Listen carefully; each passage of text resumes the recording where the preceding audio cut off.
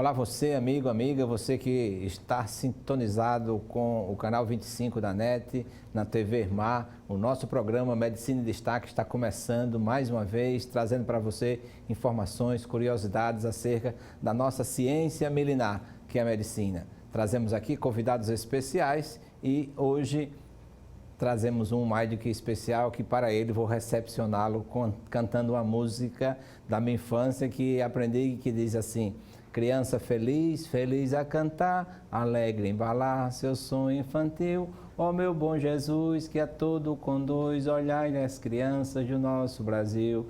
Com vocês, conosco, o professor Milton Enio. Uma alegria imensa, professor. Há tempo que sonho por esse encontro e realizado agora. Seja bem-vindo ao nosso programa Medicina em Destaque. Fico muito feliz de receber esse convite de vocês, de estar aqui na TV Mar com tanto carinho da turma toda.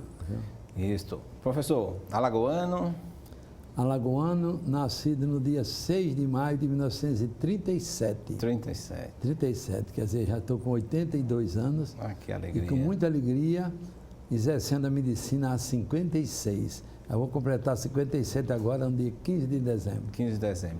Só chamando a atenção com relação a todo esse tempo, acabei de receber um livro, Caminhando e Vivendo 2019, e aqui traz o currículo do professor Milton Enio, muitos carinhosamente chamam de Miltinho, membro da Associação Médica Brasileira, membro da Associação Médica de Alagoas, da Sociedade Brasileira de Pediatria, membro da Sociedade de Pediatria de Alagoas, da Academia Americana de Pediatria, membro da Sociedade Brasileira de Médicos Escritores, nossa queridíssima Sobrames, membro da Associação Alagoana de Imprensa, membro efetivo do Instituto Histórico de Alagoas, membro da Academia Alagoana de Letras, membro da Academia Brasileira de Pediatria, embaixador do projeto Trata Brasil, da Braskem, membro do Conselho Estratégico da Organização Arnon de Mello. Professor, não vou ler mais o currículo porque nós perderíamos metade do nosso programa lendo o seu currículo. Mas é uma alegria. 57 anos de viver com a criança, de viver com a medicina, o que me fez profundamente feliz, não é? Outro valor lhe chamou a outra profissão que não a médica? Não, desde pequeno eu tinha um tio meu que era pediatra no Rio de Janeiro, e ele então sempre me dizia, ele chamava Miltinho, Miltinho, você quer ser médico? Eu digo, quero. Seja pediatra. Então eu comecei a exercer a medicina, fui estudante aqui em Maceió, e comecei a ajudar o doutor Paulo Neto, como estudante de medicina. Sei. E ele então me ensinava cirurgias e etc. Mas aí então encontrei no meu caminho o doutor Adair Freire Pereira, grande pediatra alagoano, né? Que me ensinou que não, meu treino, você tem temperamento mais para ser pediatra. Para ser pediatra tem que ter paciência, tem que ter muita boa vontade em orientar as mães, em saber cultivar o amor das crianças e tudo. Qualidades que não lhe faltam. Então você precisa, é melhor que você seja pediatra. Aí eu realmente resolvi ser pediatra, trabalhei com o doutor Adair no consultório dele, depois então fiz estágios em São Paulo ainda como estudante e me sinto profundamente realizado nessa especialidade de pediatria. A gente deu para perceber o quanto da sua realização quando chegamos aqui no estúdio, uns 4 funcionários aqui. Professor, doutor, o senhor foi a primeira pessoa que deu uma tapinha na minha bunda. Que bom, né? Que satisfação, né? Naquele tempo, a cidade era pequena. Eu, quando me formei, Maceió tinha 60 mil habitantes. Você veja, então era tudo tranquilo, tudo calmo. Eu, quando estudante de medicina, com o doutor Ibigato Falcão, no plantão, meu grande mestre, doutor Ibigato, e então ficávamos admirados de ver que chegava um infartado de 6 em 6 meses. Hoje chegam de 10 a 15 por dia no pronto-socorro, no Hospital do Coração, onde for. Quer dizer, o mundo como mudou, não é? O mundo como mudou. Porque a vida era tranquila, a vida era calma. Aquilo que é uma verdade, corpo e mente andam juntos. Então as pessoas viviam tranquilos e felizes, seu organismo funcionando bem. Então hoje é uma tristeza saber que temos no Brasil 35 milhões de depressivos. Nossa. Eu fico muito triste porque são 35 milhões de pessoas cujo sistema imunológico está caído. Nosso organismo só funciona você feliz. Se seu sistema imunológico está lá embaixo, todos os órgãos são afetados. Aí a pessoa passa a ser um candidato a ser agredido por vírus, bactérias e até o câncer. Hoje está provado que o câncer e o estresse andam em mãos dadas. Com relação à música inicial, aquele canto inicial que eu fiz, e na sua especialidade, quando deve ser trabalhado a felicidade de uma criança? Antes de nascer, na gestação, quando começa verdadeiramente? A criança deve ser tratada com carinho desde o momento em que ele começa a se desenvolver no útero da mãe. A criança, ela nasce com 40 semanas, 280 dias, aí então, mas nos 3 primeiros meses, dentro do útero materno, é uma fase importantíssima que a mãe deve ter tranquilidade, saber viver com alegria. Com 6 meses, ele já está, as pesquisas mostram, ouvindo.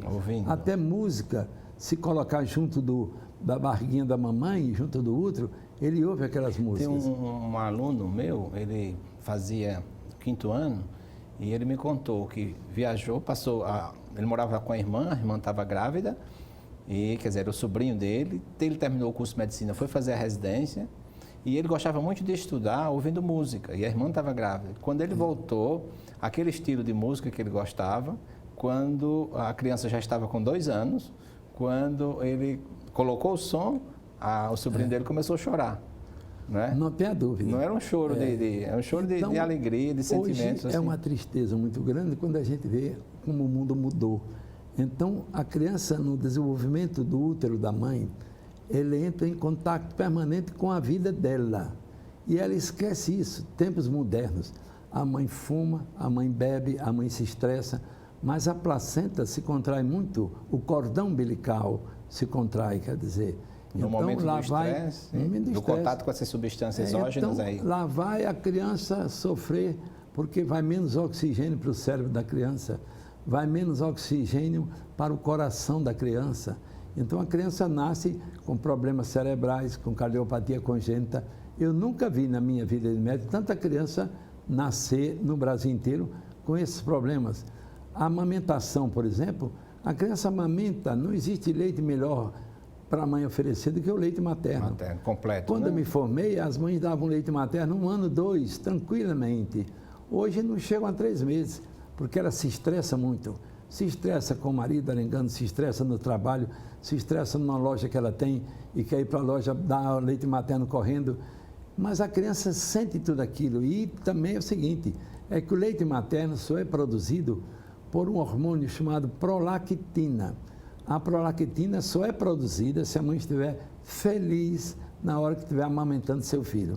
Mas se ela está amamentando e gritando para a empregada, arengando com o marido, tudo aquilo, o leite não é produzido. Então desaparece o leite materno. Que fatores poderiam ser minimizados para evitar o estresse na hora do parto?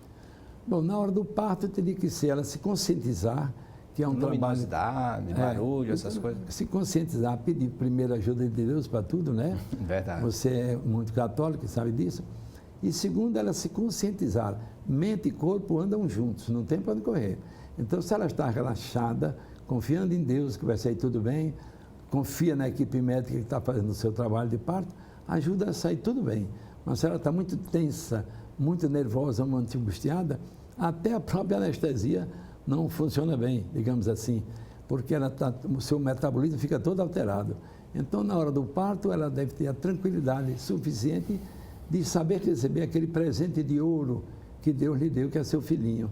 E sai tudo bem, e a partir dali, andar de mãos dadas com ele pelo resto da vida, porque ele capta. A criança nasce, ouve tudo imediatamente, o seu ouvido é perfeito. Só a visão é que não é nítida. Só depois de 2 meses é que ele foi muito nítida. Mas ele adora ouvir a conversa da mãe, adora num ambiente de paz, de tranquilidade, com música suave, mas nada de grito, de barulho, de muito som.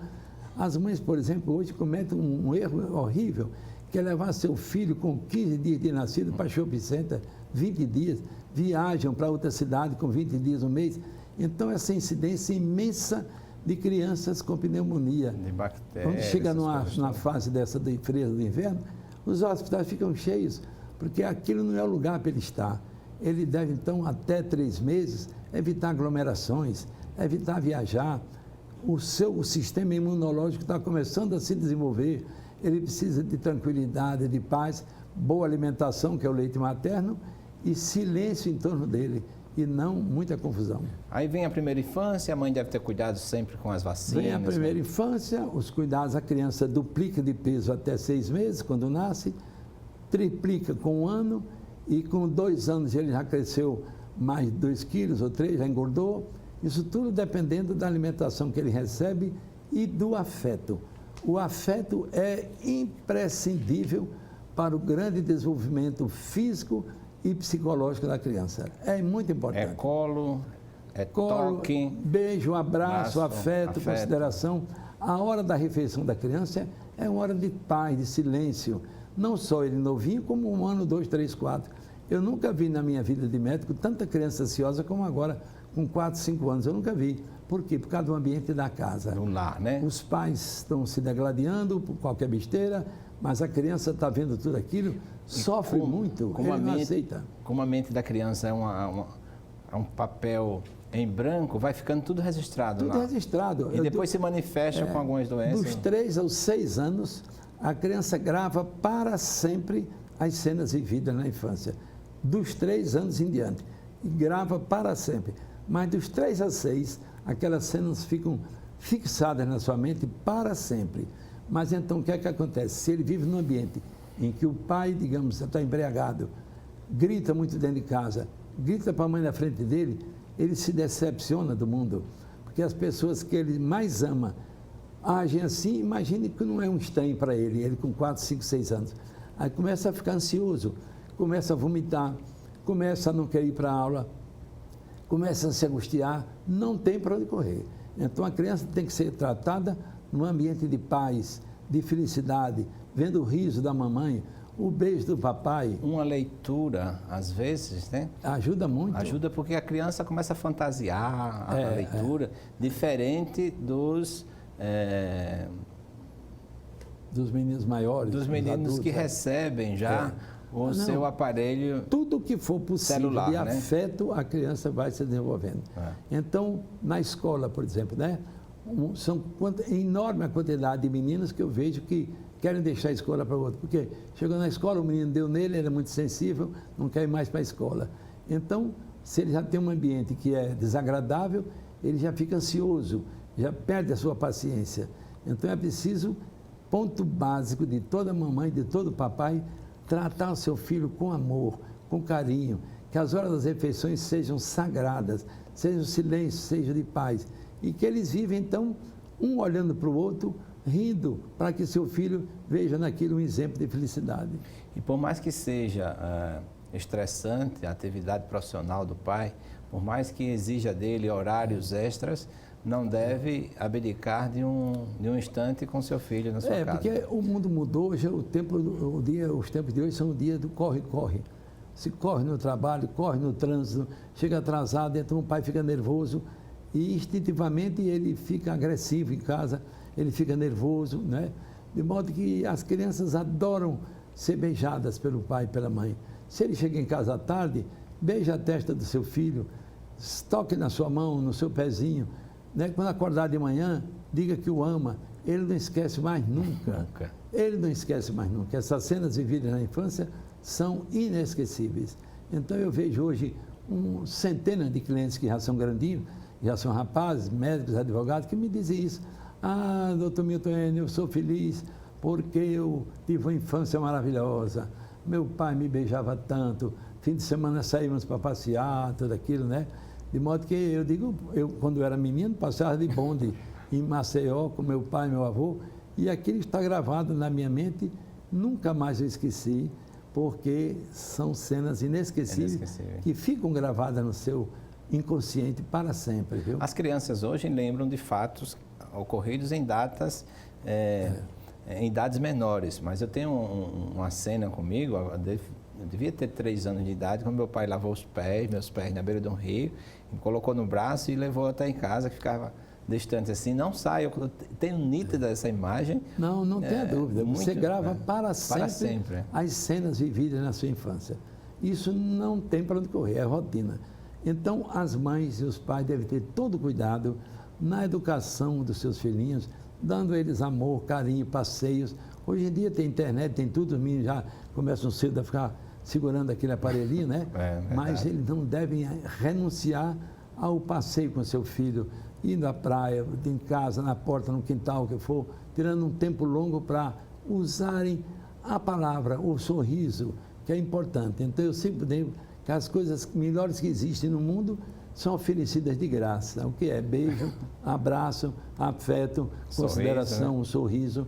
Você gasta 1 segundo para dar um sorriso. Olhar, mas para quem recebe, demora meses aquela imagem. O olhar é rápido, né? Então, frações isso, de segundo. Na educação da criança, é imprescindível. Que o mundo de hoje, apesar de cheio de conflitos e confrontos, que cada papai, cada mamãe procure transformar seu filho no mensageiro da paz. No mundo como o de hoje é importantíssimo isso, viu? O senhor citava, antes da nossa entrevista, citava Santo Agostinho, né? No conceito de felicidade, na construção dessa felicidade. Porque, como você veja, hoje os dados estatísticos são tristes. Horríveis. O Brasil tem 35 milhões de pessoas em depressão. No Brasil, a cada 5 minutos, 4 homens estão infartando, né? No Brasil, atualmente, temos 30 milhões de portadores de gastrites, 10 milhões de úlcera, quer dizer, diabéticos em grande quantidade que ficam amputando a perna porque não se controlam, trabalham, ficam nervosos. Isso tudo tem que mudar. As pessoas têm que se conscientizar de que a vida é uma passagem, que nós somos turistas nessa terra, como Santo Agostinho gostava de dizer. No dia de domingo, ele fazia a pregação dele e dizia: procure viver em plenitude, minha gente, procure viver em plenitude. Aí perguntavam a ele: o que é que o senhor tanto fala em plenitude? É você viver feliz com as pessoas que lhe contornam, é você viver feliz com o trabalho que você executa, é você viver feliz no seu dia a dia, sabendo que cada dia é menos um dia. Aproveite o dia de hoje, por isso que ele tem o nome de presente. É um presente que Deus lhe dá para você viver o dia de hoje. A sua vida foi Deus que lhe mandou para caminhar pela terra fazendo o bem, distribuindo felicidades. Então eu fico muito triste quando uma boa parte da população esquece que a vida é uma passagem. Amanhã é outro dia, mas ninguém sabe como será o amanhã. Aproveite o dia de hoje com alegria no coração, fazendo-se feliz e fazendo as pessoas felizes. Eu sempre, em algumas palestras, eu cito de que felicidade é fazer aquilo que gosta, ao lado de quem ama, em sintonia com Deus. Não tem dúvida. É um tripé. Se faltar um, você fica vulnerável à queda. Não é? Ou você está em sintonia com Deus, ao lado de quem ama, mas não está fazendo aquilo que gosta. Aí vem o estresse e assim por diante. O estresse é Nosso Senhor, que é Nosso Senhor, até quando foi apontado por Judas, ficou estressado. Está na Bíblia que ele transformou-se em gotas, o seu suor em gotas de sangue, não é? Mas até pediu, né? Pai, afasta de mim esse cálice, mas seja feita a sua vontade. Mostra que a pressão dele, estudos médicos, chegou a 5, e ele então suou bastante. Ele viu que estava sendo apontado por Jesus, traído. Então, Nosso Senhor que nós mais sofreu. Então, procuremos então viver a vida assim, com alegria no coração. Diz a medicina que nós produzimos 1 bilhão de endorfinas por minuto no seu dia a dia, mas você feliz. Nós temos um fígado com 1,5 kg de peso, onde passa 1,5 litro de sangue por minuto pelo seu fígado, mas você feliz. Né? Seu estômago produz ácido clorídrico, na quantidade certa de 3 gotinhas, você feliz. Mas no estresse vai embora. No estresse vai embora. Seu rim, o nosso organismo é uma máquina perfeitíssima, mas tudo dependendo da sua mente. Se você desarruma a sua mente, todo o seu organismo sofre. Eu vou pedir ao José que coloque a foto inicialmente daquele cordão umbilical, onde fez a citação de que no estresse há uma contração e vai... Então, as mães têm que se conscientizar. Olha aí. Ali está o cordão umbilical, unindo você, mamãe, a seu filhinho. Por ali, então, está passando o sangue que vai levando para ele saúde, desenvolvimento, oxigênio, tudo isso. Mas se você, mamãe, está muito estressada, angustiada, esse cordão umbilical que você está vendo aí se contrai e então vai menos oxigênio para o cérebro da criança, menos oxigênio para o coração da criança, lá nasce o bichinho com problemas cerebrais e cardíacos. De modo que então o mundo vai mudando e a quantidade dessas crianças que nascem com esses problemas é imenso, frutos do mundo moderno. Ficou, aquela história toda. E o rapaz não quer casar, fica aquela coisa, a mamãe se estressa, ou mesmo que casou, não deu certo, se atritam, se degladiam, e a criança que está em desenvolvimento no útero materno precisa de paz, de alegria e sofre. E sofre. E tem uma cena aí que não é o Cafu levando a taça do Penta, mas é um troféu seu também. Vamos ver se o Josiel consegue aí. O professor Milton Ende levantando aí um grande troféu. Ele está na sequência, mas assim, vamos voltar, mas pode colocar qualquer uma dessas aí. Nesses foram selecionados. 57 anos. Esse aí? Isso aí é quando eu fiz 50 anos de formado. Olha. Eu tirando com os clientes, etc. E eu 50 anos de formado, 50 anos de alegria. De alegria. Eu não sei se a natureza conspira, mas por trás da foto, na parede, tem um crucifixo, né? Mas não foi assim, de repente a pessoa é convidada a tirar uma foto e os anjos... Na verdade, é o Cristo, eu tenho muita fé no Cristo, como você tem, e foi realmente o meu grande companheiro nesses anos todos. Eu tenho muita confiança nele, aprendi ainda mais a desenvolver essa confiança através de um amigo meu que era beneditino, e São Paulo convivemos juntos, e eu tenho muita confiança nele, de modo que eu sei que ele está ao meu lado todos os dias. Que identidade deve ter um médico católico, um médico cristão na sua atividade dioturna? Olha, a atividade, a gente tem que ser um transmissor de felicidade para as pessoas. A pessoa que está doente, ele normalmente fica angustiada, ou a criança ou o adulto, né? Então, para o médico, aquela presença é uma coisa que influi muito para ele se recompor da sua angústia. Eu, quando era estudante de medicina, no 6º ano, dava plantão com o doutor Ibigado Falcão, coisas que eu nunca esqueci. E eu entrava de plantão na unidade de emergência e o doutor Ibi dizia, olhe, quando vocês entrarem agora no plantão, beijem a testa de cada doente, para ele saber que são amados, para ele sentir que são amados. E a gente fazia isso e eu notava, na verdade, que ele sentia-se muito bem. Então, eu digo sempre que existe um remédio que nenhuma farmácia vende, que é a palavra do médico. Conforta, anima, transmite afeto, transmite confiança, o que ajuda no doente que está em desespero a se recompor. O professor Genival, lá da Paraíba, disse que o toque também tem mais poder terapêutico do que qualquer medicamento da farmacopeia mundial. Não tenha dúvida. De modo Você que, foi então, um médico nem tocou, nem apalpou. De modo que os próprios profissionais sentem muito hoje, no mundo moderno, num posto eu tenho 80 pessoas, 60 pessoas, e ele não se realiza em não tocar calmamente com cada doente. Olha aí, o exemplo é esse. Está vendo? Isso há 57 anos, todos os dias eu tenho o prazer de tocar numa criança assim e ver o que ele está bem, orientar os papais sobre a vida dele e desejar que eles sejam caminhantes cheios de felicidade, viu? A felicidade deve ser sempre uma companheira a vida inteira de todos nós, principalmente das crianças, que para eles crescerem felizes tem que ter afeto, beijo, abraço, uma alimentação decente e condigna.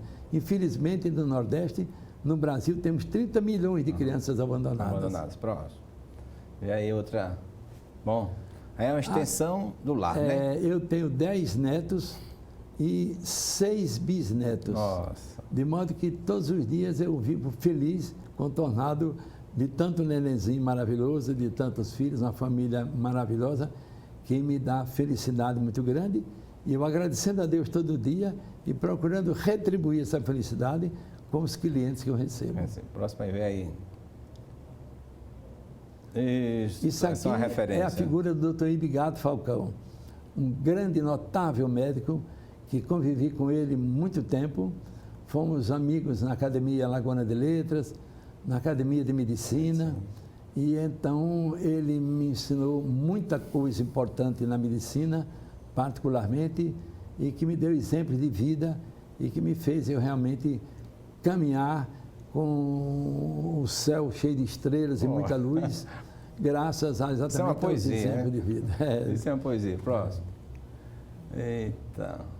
Bom, esse aqui, lado seu é típico, é característico. Isso né? aqui Sempre... foi muitos discursos que eu fiz nessa caminhada da vida, em academia de medicina daqui, fora, no Brasil todo, e aqui em Maceió, onde a academia de medicina aqui, a academia de letras, Instituto Histórico, né? A Sobrames, tudo aqui, representam realmente a alegria da minha vida de médico, viu? Todos eles.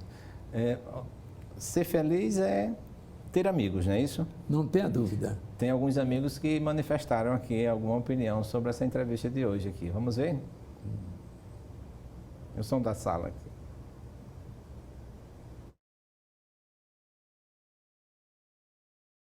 Muito obrigado por me chamar para dar um depoimento acerca de Milton Enio. Eu considero o Milton uma das figuras mais emblemáticas da nossa contemporânea medicina alagoana. Além disso, o Milton é escritor, é poeta, é meigo, é cativante. Quando a gente conversa com o Milton, dá a impressão que está conversando com o pai ou o irmão mais velho. Parabéns pela escolha. Olha aí. Obrigado, foi uma surpresa isso. Mas tem mais, outra aí. Caro amigo Odilon, primeiramente gostaria de agradecer o privilégio de participar desse seu prestigioso programa e principalmente tecendo algumas palavras a respeito do nosso querido Milton Enio. É uma honra para mim ter a pleia de amigos que eu amealhei ao longo da minha vida, mas mais que uma honra, é um privilégio dentro desses amigos incluir o Dr. Milton Enio. Dr. Milton Enio, que é um sinônimo de grandeza, um sinônimo de desprendimento, é aquele sinônimo daquele médico que faz com que todos os médicos convivam com ele e tenham orgulho de ser médico. Dr. Milton Enio. Parabéns pela sua trajetória e muito obrigado pelo seu exemplo. Fique com Deus. Rapaz, eu fiquei feliz. Um abraço, tem outro. Dr. Milton Enio Neto de Gouveia, o médico de crianças, como é mais conhecido. Miltinho, como é denominado por seus pares e pela vasta legião de amigos. Presidente vitalício da Academia Alagoana de Medicina e um de seus fundadores. Patrimônio do nosso Estado, um dos grandes baluartes da arte médica, motivo de orgulho para todos. Nós, seus colegas, o reverenciamos. Muito obrigado. Nossa presidente. Não esperava isso. Não. Tá vendo? Mas, assim, eu não sou culpado de você ter tantos amigos assim, eu ainda tenho mais. Né? A medicina não se constitui só de excelência técnica, de conhecimento médico. A medicina, para ser exercida com todas as suas potencialidades, ela precisa de solidariedade, de amor, de compaixão, de conhecimento humano. E Milton Enio é o maior exemplo da medicina alagoana, um dos maiores do país, de como se exercer a medicina em sua plenitude, em tudo que ela tem de mais humano, de mais solidário e de mais cristão. Milton Enio, salve nosso maior exemplo da medicina, salve esse grande alagoano, essa unanimidade de nossa terra. Muitíssimo obrigado pela sua gentileza. Realmente, esses que falaram aí são irmãos queridíssimos do meu coração, viu? Vamos ver se tem mais um, hein? Meu querido amigo e professor Milton Enio, essa incumbência que o Gerson me pede de gravar um vídeo curto dedicado à sua pessoa é uma incumbência triste, porque ninguém pode, num vídeo curto, dizer da significância que o professor Milton Enio tem para os médicos que são admiradores, para os colegas, para os acadêmicos. Então é realmente uma tarefa muito árdua. Grande abraço, professor. Pronto, professor. Eu queria dizer dessa pleia de colegas acadêmicos que dizem se os manifestaram. psicólogos que a felicidade é um momento presente. Hoje é um momento de felicidade para mim imenso, que eu não esperava realmente essa recepção maravilhosa desses amigos do coração, meus colegas, e de você particularmente, né, que muito gentil, muito atencioso, me convidou para esse momento aqui. De modo que eu vou caminhar pela vida e distribuindo carinho e afeto e vivendo nessa terra maravilhosa. Eu tenho um versinho que, não sei se dá tempo de dizer, é curtinho, é sobre Alagoas, onde eu vou nos meus congressos, tudo aquilo. Aí então me perguntam, e Alagoas presta? Eu digo, Alagoas, meus amigos, é um paraíso encantado, que sendo feita de flores foi por Deus abençoado. Lá a fartura mora, temos água toda hora e petróleo por todo lado. Temos carapé, bibague, coco, tomate e limão, carne de boi, porco e bode, galinha gorda e capão. E depois de tudo comprado, ainda sobra R$1 para a gente comprar de sabão. É por isso, meus colegas, que eu acho lindo Maceió, o vai e vem das canoas, a gente brinca, a gente dança. Temos realizado chegança em muitas coisas boas. Aí eles dizem, então eu vou conhecer Maceió, eu vou conhecer Alagoas. De modo que, então, essa terra maravilhosa que faz parte da vida da gente, que ela seja sempre assim. Vamos começar a primavera sábado, e a primavera vem cheia de sorrisos, a natureza toda se renova, cheia de luz, de alegria, né? E assim seja a vida de todos nós, uma eterna primavera para todos os alagoanos, é o que eu desejo. Muito bem. Mas o telespectador não vai sair, porque a gente está continuando aqui, e agora falar sobre uma pequena coleção de livros publicados, né? Na sua pessoa. Veja, tem esse aí, né? Um pequeno dicionário de um pediatra. Esse dicionário que fiz assim, há algum tempo atrás, para facilitar as mães esse linguajar, fácil entre ela e o seu nenenzinho, o que é que representa o choro, o que é que representa as primeiras palavras, quantas palavras o nenenzinho vai dizendo no início de 1 ano de idade, papá, mamã. Elas ficam preocupadas, às vezes o menino tem 2 anos e ainda não diz nada. Mas se ele brinca, não se preocupe com o problema de autismo, porque o menino participa de tudo com alegria. Não é assim o autismo. Muitas ficam preocupadas, meu filho tem autismo. Não, mas se ele brinca, participa de tudo direitinho, corretamente não está. É um atraso no centro da linguagem.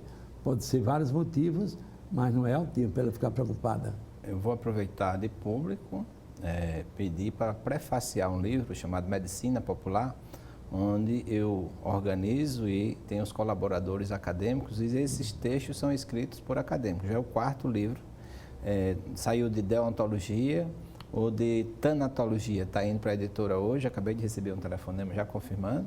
Tem um de medicina legal e tem um de bioética, mas esse de medicina popular, o prefácio será seu. O maior prazer do mundo. Onde essa linguagem, muitas vezes o paciente sai do consultório e não sabe se o médico entendeu aquilo que ele disse. Por exemplo, doutor, o meu filho está com andaço, está com farnizim, e tantas outras palavras do dicionário próprio que lhe é peculiar na sua ignorância. Não tenha dúvida. Mas assim, que o médico deve estar preparado para isso. Então esse dicionário também contempla isso, né?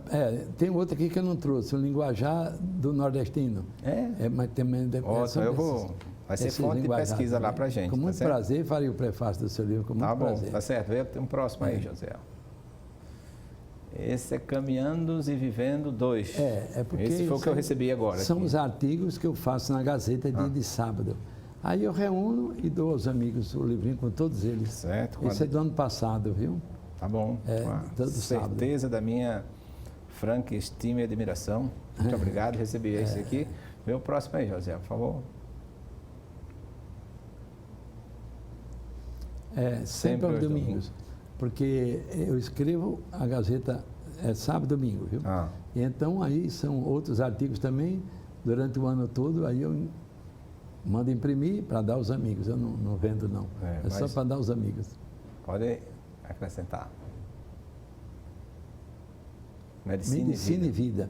Isso eu ainda tinha 10 anos de formado, começando a vida, né? E aí então, nesses artigos eu mostro isso. O sofrimento, a angústia, quer dizer, a maior alegria do mundo é você ter saúde. Então, para você ter saúde, você tem que se cuidar. Você saber se cuidar. São Francisco de Assis, naquele tempo, já recomendava isso. Saiba se cuidar, porque o seu organismo é uma máquina perfeitíssima, mas se você não sabe se cuidar, ela se altera. É como um carro novinho, mas não tem gasolina, não anda. Então, você tem que saber se cuidar.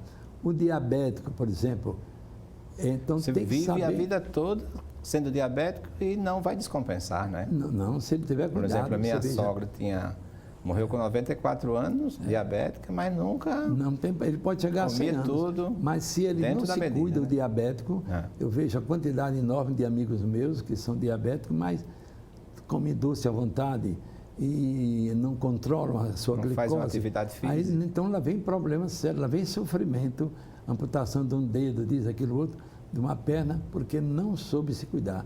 Então, meu caro amigo, saiba se cuidar, lembrando-se que a vida é uma passagem. Aproveite o dia de hoje e repita isso 10 vezes, porque você não sabe o dia de amanhã.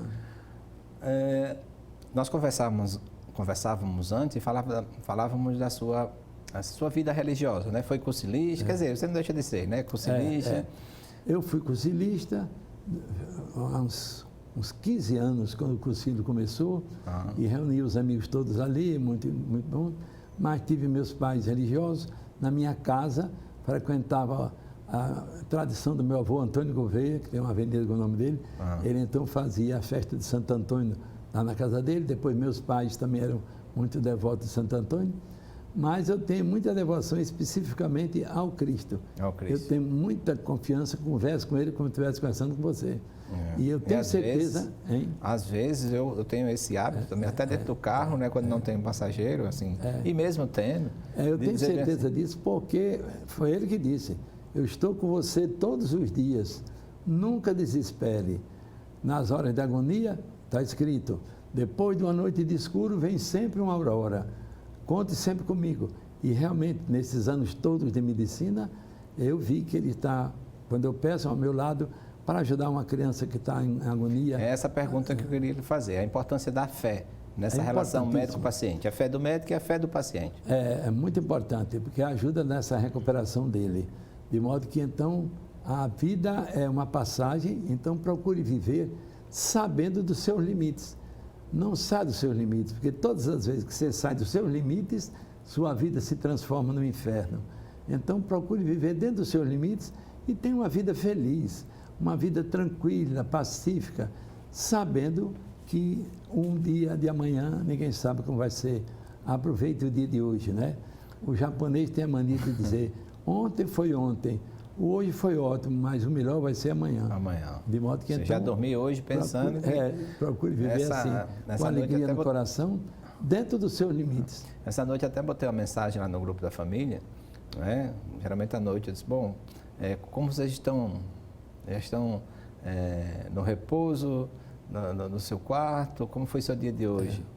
Agradeceram a Deus, está agradecendo a Deus, como foi, perdoou alguém, ligou para alguém, disse a alguém que ama, ofereceu um sorriso, deu um afago, afagou alguém que está no leito ou alguém que está doente, dando a ele uma esperança, abraçou uma criança, sorriu. Quer dizer, uma série de coisas que você tem que prestar conta a você mesmo no final do dia e que às vezes a gente esquece, passa tão despercebido, né? No mundo moderno a gente vê quanta gente tem insônia, não é? Verdade.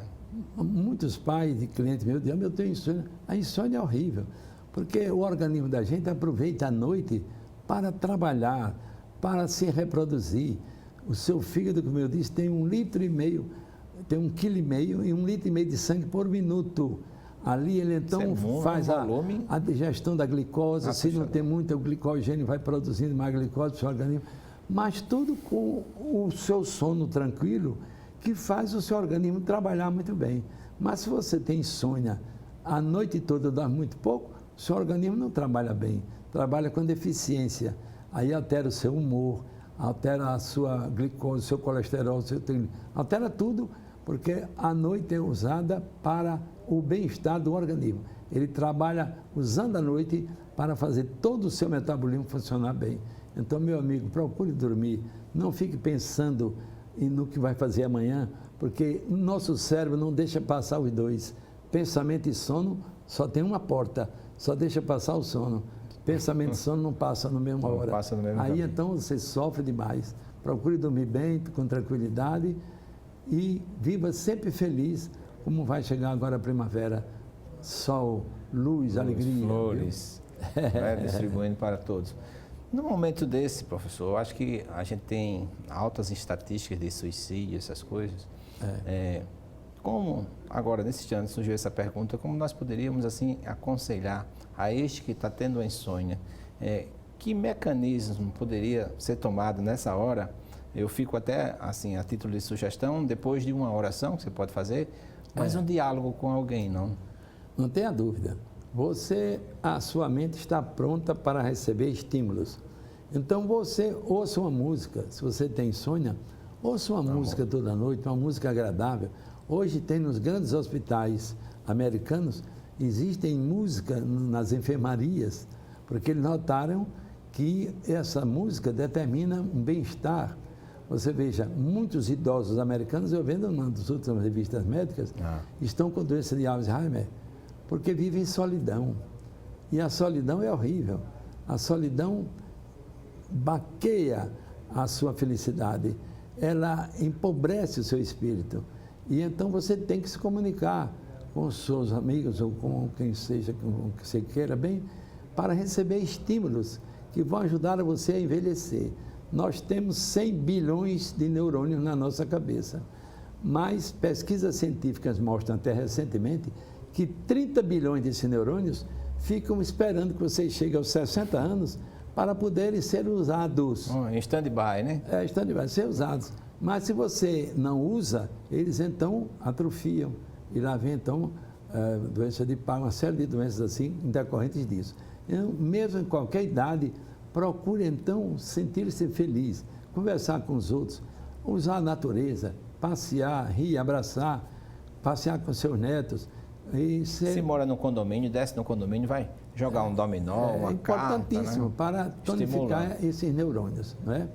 Eu disse até um pouquinho antes de você que um grande pesquisador científico, o professor Vilayanur Ramachandran, ele é um médico indiano, mas um grande professor de medicina no mundo hoje, e eu vi uma palestra dele há uns 3 anos atrás em São Paulo, e ele mostrando isso, né, que os grandes empresários do mundo envelhecem e ficam em solidão, e determinando um envelhecimento mais rápido do seu corpo, porque eles não ativam os neurônios.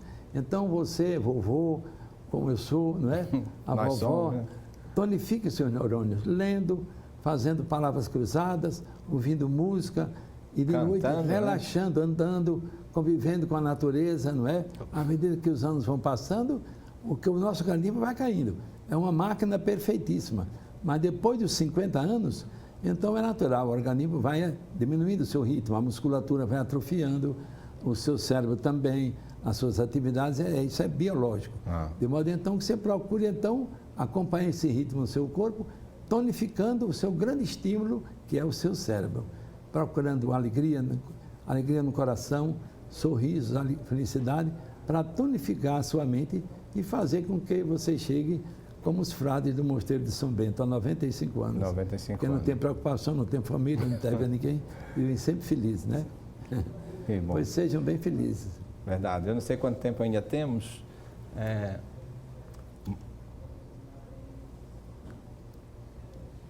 Ainda tem tempo suficiente aqui para a gente construir esse programa no sentido dessa busca da felicidade, não é? No início do programa nós falamos sobre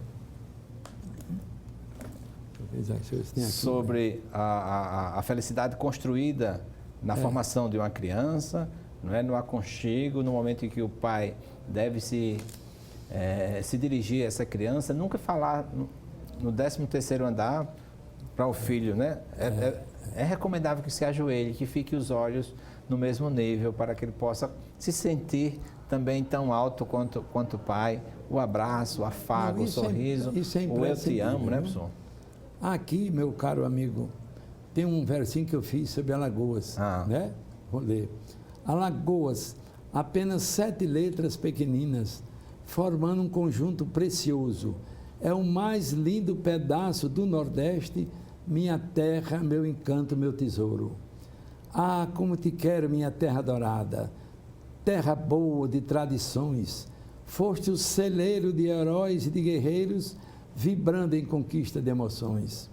Aqui vivi toda a minha infância, de cima do farol olhava o teu cenário. Vejo-te ainda linda entre Manguaba e o mar, tão delicada como um relicário. Imenso coqueiral frondoso te enfeita, com sentinela de esperança, como sentinela da esperança. E é riqueza da terra, é doçura, tem sussurros plenos de bonança. Alagoas, minha terra pequenina, berço da minha infância descuidada. És do Brasil a terra brasileira, por mim eternamente decantada.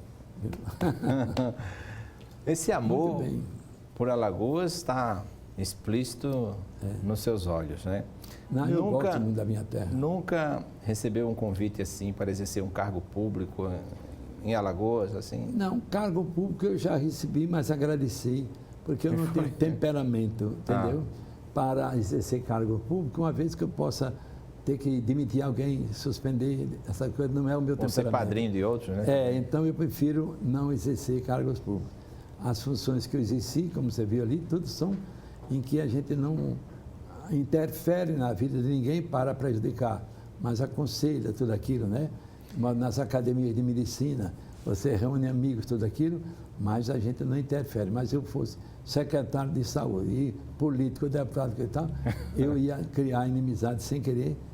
No momento que entra, já acontece com os três. Meu temperamento não faz parte de política, viu? Pela sua experiência, o que o senhor recomenda àqueles que aceitam ou exercem cargos públicos numa sociedade que está inundada num mar de corrupção,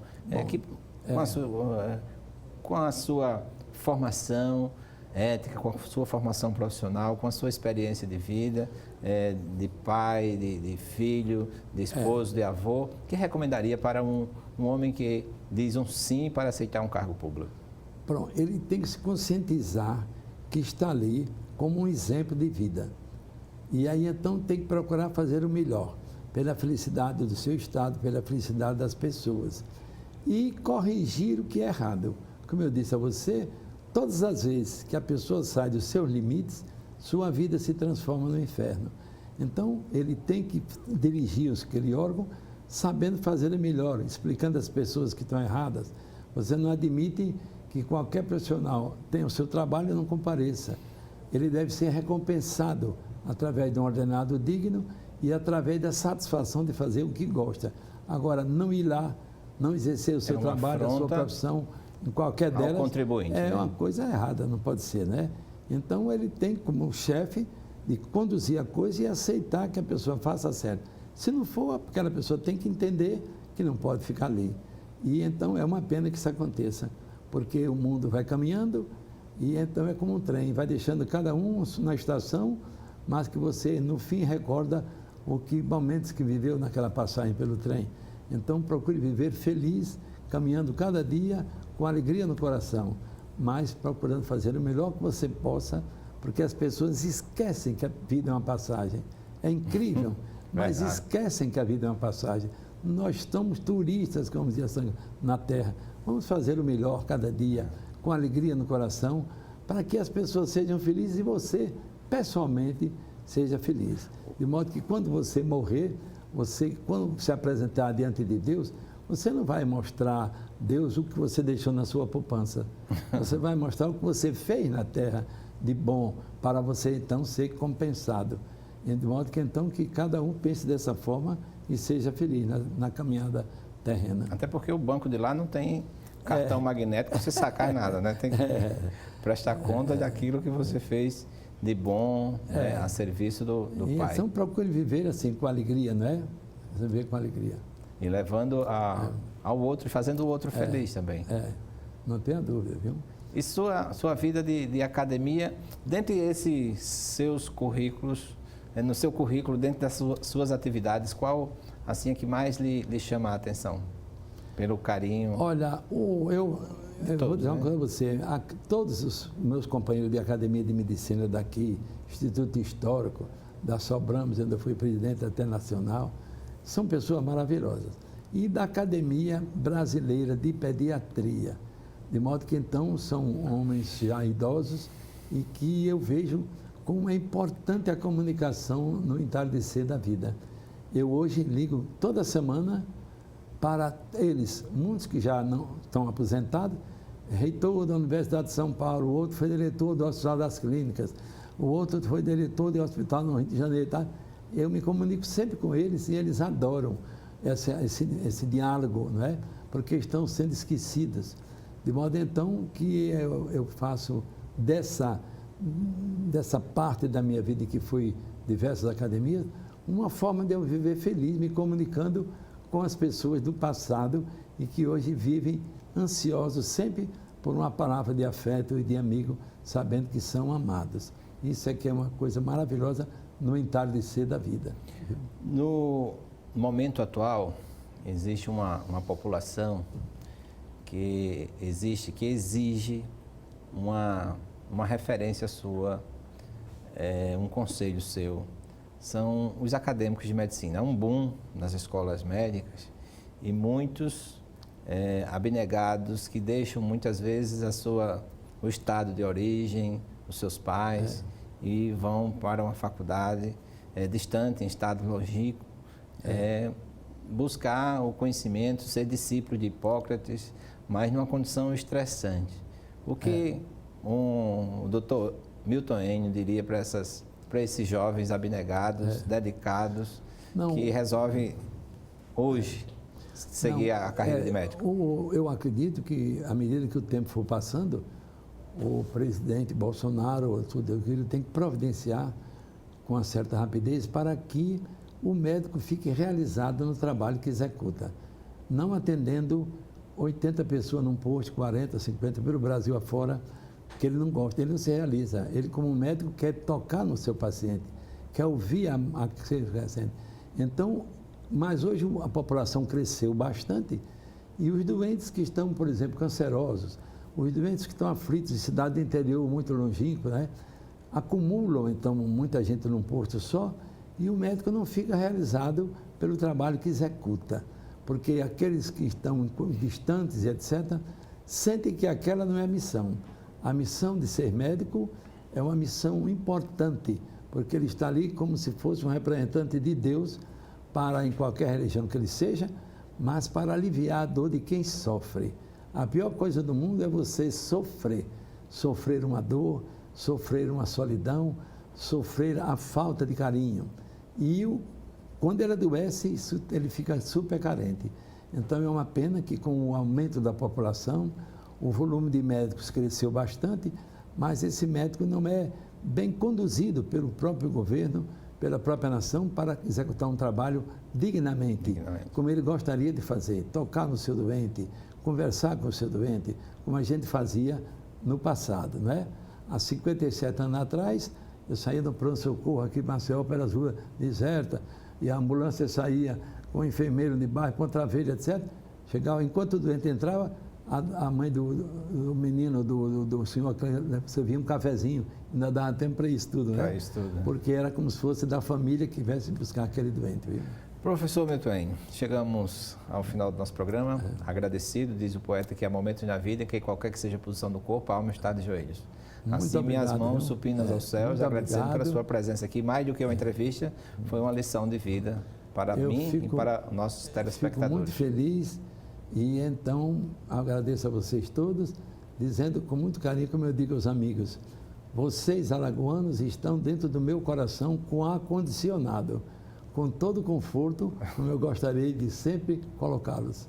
Viu? Muito obrigado e agradecemos você também por estar conosco e até o próximo programa. Que Deus abençoe a todos nós.